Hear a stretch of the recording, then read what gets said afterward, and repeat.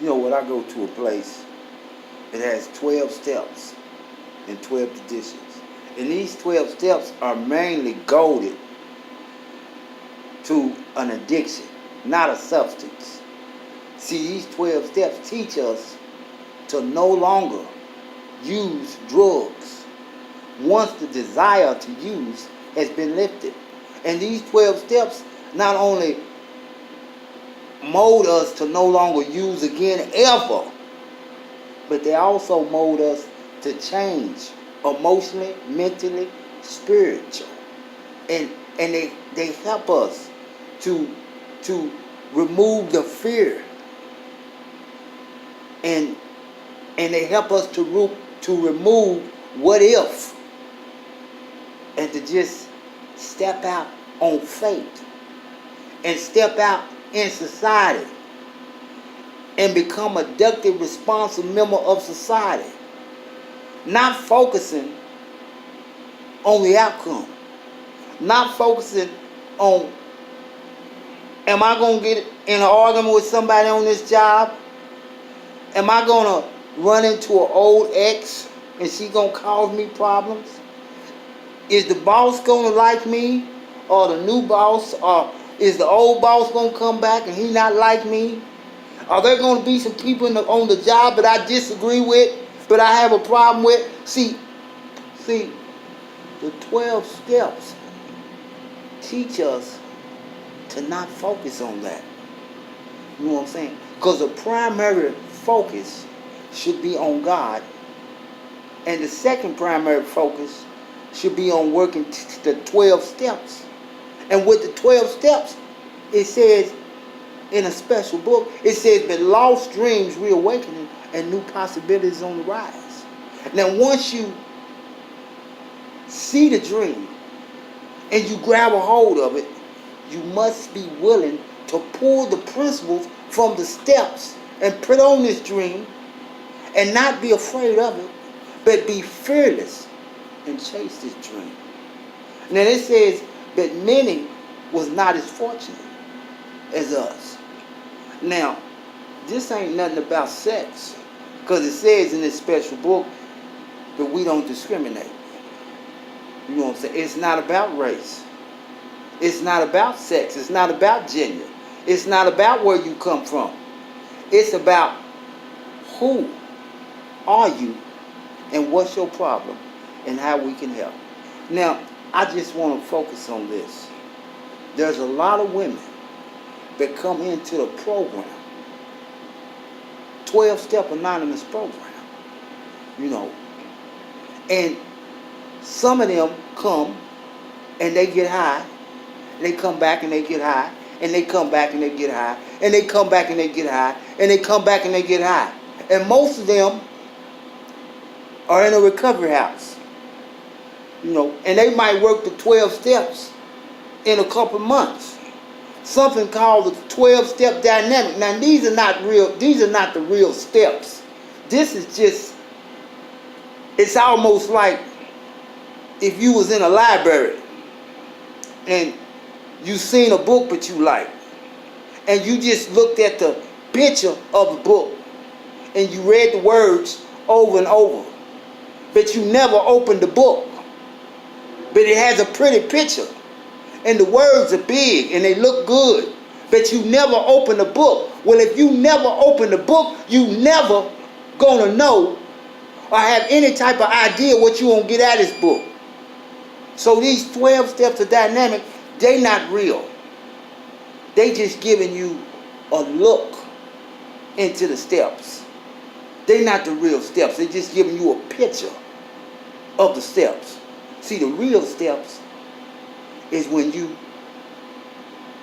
work the steps with a sponsor out of a 12-step guide. See, when I first got clean, December the 15th, 1994, wasn't no 12-step guide. You know what I'm saying? Only thing we had was a 4th-step guide. That's all. Now, the 4th step do great things. You know what I'm saying? So a lot of these women, they go in the recovery house and they use and they use and come back to use, they come back to use, they come back to use. You know, because by the time they have 2 or 3 or 4 months, they don't work this 12-step dynamic thing, and they think, but they don't work the real 12 steps. And by 4 months, they think, but they really have some recovery. You know what I'm saying? But they missed the miracle. See, they didn't read the literature. See, they got confused. See, you can't go to church and the Jewish temple at the same time. You can't go to the church and the mosque at the same time. You can't go to the Catholic Church and the Jehovah's Witness church at the same time, because you're going to get confused. You know what I'm saying? So you need to make a third step decision which one you're going to pick and what you're going to be. Because you can't be both. You can't be a Muslim and a Christian. You can't be a Catholic and a Jehovah's Witness, because you're going to be confused. You're going to be messed up. You know what I'm saying?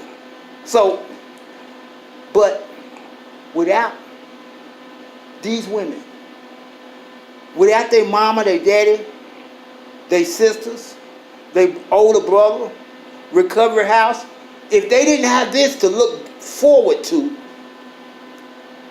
they would be homeless for a long time. You know what I'm saying?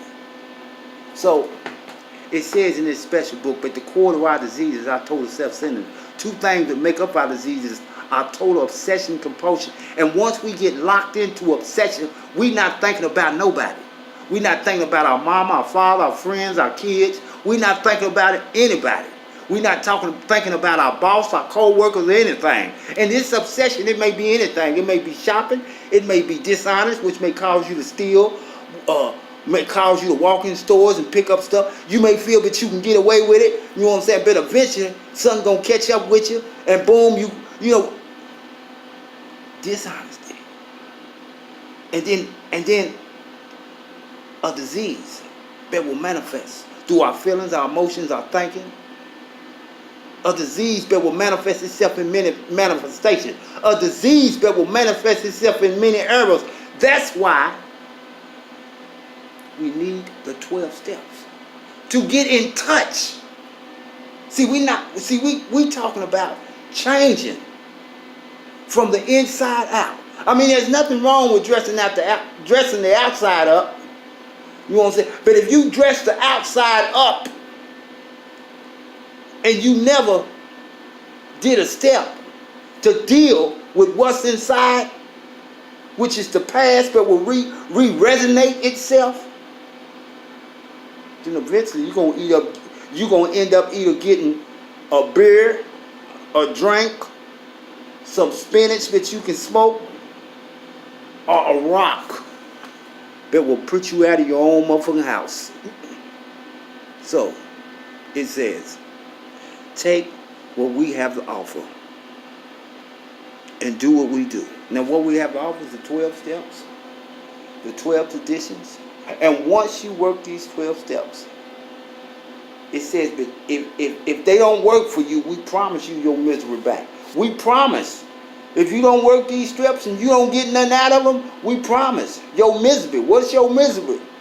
When you was sleeping on a bridge in Valdosta, when you couldn't get a job because you was steadily using, you know what I'm saying? When you was sleeping in somebody's backyard and they didn't know you was under there because you had a bunch of cardboards over you.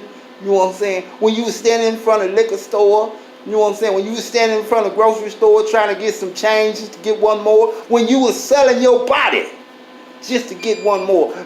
Humiliating your own self. This is misery. And misery loves company. So, we talking about recovery. But recovery, getting clean, and recovering from a disease of addiction. In order to get clean, first you must admit to yourself that you have a problem. Then you must be willing to surrender. Accept that you don't have no power. You don't have no control. And then after that, you must be willing to work the 12 steps and keep on going to meetings and stay away from old people's place and things. And don't look back and don't allow any outside